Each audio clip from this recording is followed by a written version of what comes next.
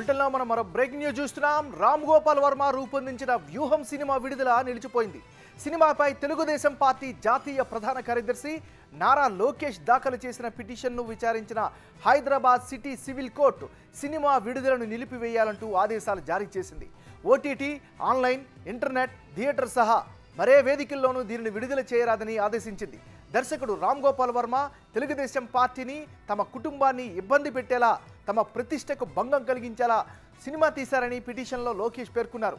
సినిమాలో పిటిషనర్ కుటుంబ సభ్యులు, పార్టీకి సంబంధించి అభ్యంతరకర సన్నివేశాలు ఉన్నాయని, సినిమాను విడుదల చేస్తే పిటిషనర్ హక్కులకు తీవ్ర నష్టం జరుగుతుందని లోకేష్ తరపున న్యాయవాది వాదనలు వినిపించారు.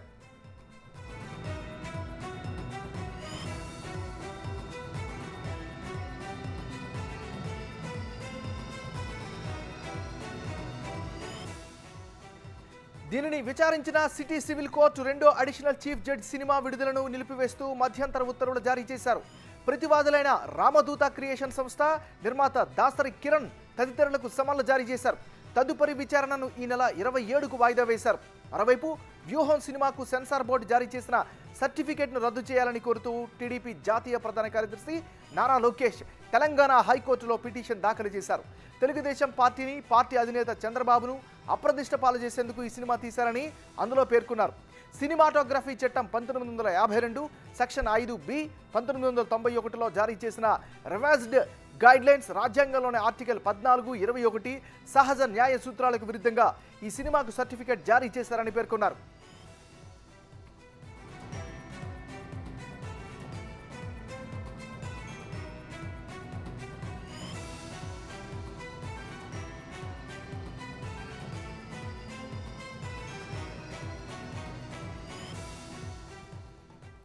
చంద్రబాబు ప్రతిష్టకు, పార్టీ ప్రతిష్టకు భంగం కలిగించేలా దురుద్దేశంతో వ్యూహం సినిమాలో పాత్రలు రూపొందించారని, పాత్రలను తప్పుడు కోణాల్లో చిత్రీకరించారని లోకేష్ పిటిషన్లో పేర్కొన్నారు. ఇది తమ ప్రాథమిక హక్కులకు భంగం కలిగించడమే అని చెప్పారు. రివైజింగ్ కమిటీ, రామదూత క్రియేషన్స్, నిర్మాత దాసరి కిరణ్ కుమార్, దర్శకుడు రామ్ గోపాల్ వర్మలను ప్రతివాదులుగా చేర్చారు. ఈ పిటిషన్ ఈ నెల 26న విచారణకు రానుంది.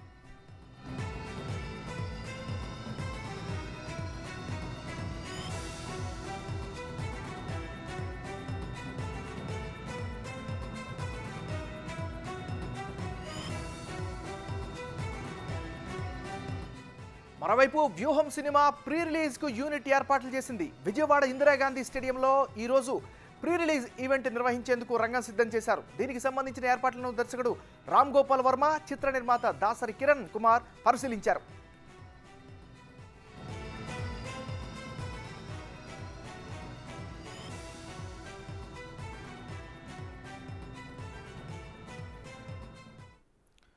ఇక వ్యూహం సినిమాకి సంబంధించినటువంటి ఒక తీర్పు అయితే నిలబడింది. ఇదే సమయంలో ఈరోజు విజయవాడలో ప్రీ రిలీజ్ ఈవెంట్కి గ్రాండ్గా ప్లాన్ చేసుకుంది చిత్ర యూనిట్. మరి ఏం జరుగుతుంది, ఏం జరిగే అవకాశం ఉంది, పూర్తి స్థాయి వివరాలు అందించేందుకు మా విజయవాడ నుంచి మా రిపోర్టర్ శివ లైవ్లో సిద్ధంగా ఉన్నారు. Shiva, good morning. చెప్పండి, మీ దగ్గర ఉన్న అప్డేట్స్ ఏంటి, అసలు ఏం జరుగుతుంది అక్కడ?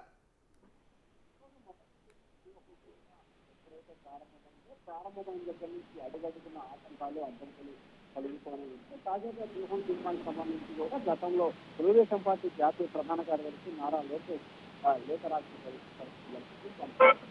ఆయన ప్రధానంగా వ్యక్తులను చింతవచ్చే విధంగా కావాలని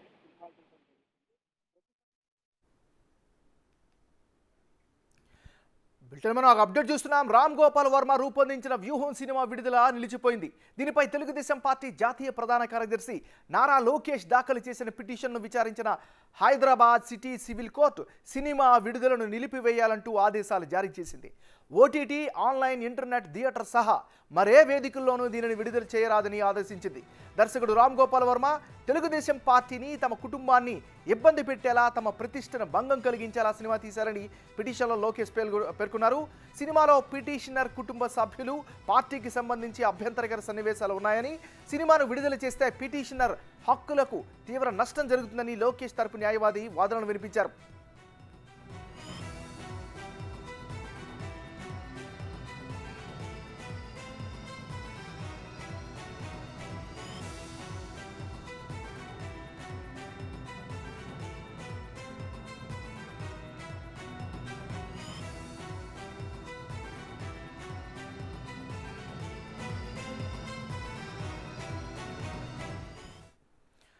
సో ఇదే సమయంలో ప్రీ రిలీజ్ ఈవెంట్కి ఈ రోజే విజయవాడలో ప్లాన్ చేసుకుంది ఈ చిత్ర యూనిట్. మరి అక్కడ ఉన్నటువంటి లేటెస్ట్ అప్డేట్స్ ఏంటో అందించేందుకు మా రిపోర్టర్ శివ లైవ్లో సిద్ధంగా ఉన్నారు.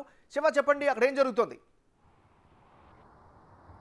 అంటే మొత్తం మీద చూసుకుంటే రామ్ గోపాల్ వర్మ ఇప్పటికే సినిమాకు సంబంధించిన ప్రీ రిలీజ్ ఈవెంట్ కోసం దాదాపుగా ఏర్పాట్లన్నీ కూడా పూర్తి చేసిన పరిస్థితి కనిపించింది. మరొక వైపు ఈ సినిమా విడుదలని నిలిపి చేయాలంటూ కూడా తెలుగుదేశం పార్టీ జాతీయ ప్రధాన కార్యదర్శి నారా లోకేష్ తెలంగాణ హైకోర్టులో కూడా ఒక పిటిషన్ దాఖలు చేశారు. కేవలం కొంతమంది వ్యక్తులకు సంబంధించి ఏదైతే వైఎస్ఆర్సీపీకి అనుకూలంగా గతంలో ఇప్పుడు కూడా అనుకూలంగా వ్యవహరిస్తూ కొంతమంది వ్యక్తులని ముఖ్యంగా ప్రతిపక్ష నాయకులని టార్గెట్ చేస్తూ కించపరిచే విధంగా కూడా ఆయన వరుసగా సినిమాలు తీస్తున్నారు. దీనిపై ఖచ్చితంగా స్టే విడుదల చేసి సినిమా నిలిపివేయాలని చెప్పి ఆయన తెలంగాణ హైకోర్టులో ఒక పిటిషన్ దాఖలు చేశారు. పిటిషన్ విచారించిన న్యాయస్థానం కూడా ఈ నెల 26వ తేదీన విచారణ చేపడతామని చెప్పి కూడా తన ఆదేశాలు అయితే జారీ చేసింది.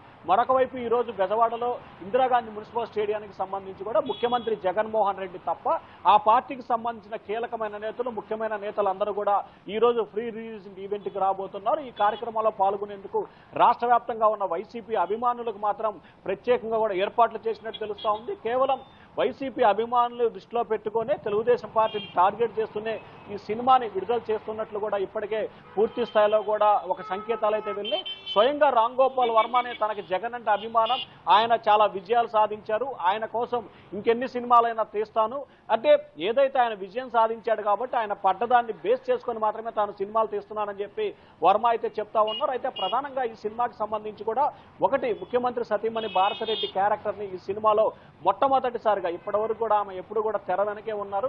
మొట్టమొదటిసారిగా కూడా ఆమె ఈ సినిమాలో ఆమె పాత్ర కనిపించబోతా ఉంది. మరొక వైపు వివేకానందరెడ్డి హత్యకు సంబంధించిన హత్య ఎలా జరిగింది, ఆ హత్యల పాత్రదారులు ఎవరు, సూత్రధారులు ఎవరు, నిందితులు ఎవరు అనే దానికి సంబంధించి కూడా ఈ సినిమాలో కీలకమైన సన్నివేశాలు ఉండే అవకాశం కనిపిస్తా ఉంది. ఇక మరొక వైపు రాజశేఖర్ రెడ్డి చనిపోయిన దగ్గర నుంచి జగన్మోహన్ రెడ్డి ముఖ్యమంత్రి అయ్యే వరకు జరిగిన విషయాలు, సోనియా గాంధీ, చిరంజీవి, పవన్ కళ్యాణ్, చంద్రబాబు, లోకేష్ పాత్రలతో పాటు షర్మిల పాత్రను కూడా దీంట్లో ఇన్వాల్వ్ చేసినట్లు కూడా తెలుస్తా ఉంది. దాంతో పాటుగా ఆ తర్వాత ఇటీవల కాలంలో చంద్రబాబు అరెస్టు తదితర పరిణామాలను మాత్రం కొంతవరకే దీంట్లో జోడించినట్టు తెలుస్తా ఉంది. మళ్ళీ శబదంగా ఇంకో సినిమా అంటే వ్యూహం సినిమా 2గా శబదం సినిమా తీస్తున్నట్లు కూడా రామ్ గోపాల్ వర్మ అయితే చెప్పాడు. మొత్తం మీద రామ్ గోపాల్ వర్మ విజయవాడ కేంద్రంగా ఫ్రీ రిలీజ్ ఈవెంట్ జరగడం కొంత ఉత్కంఠ ఉత్కారకంగా అయితే కొనసాగుతోంది. నాగరాజు.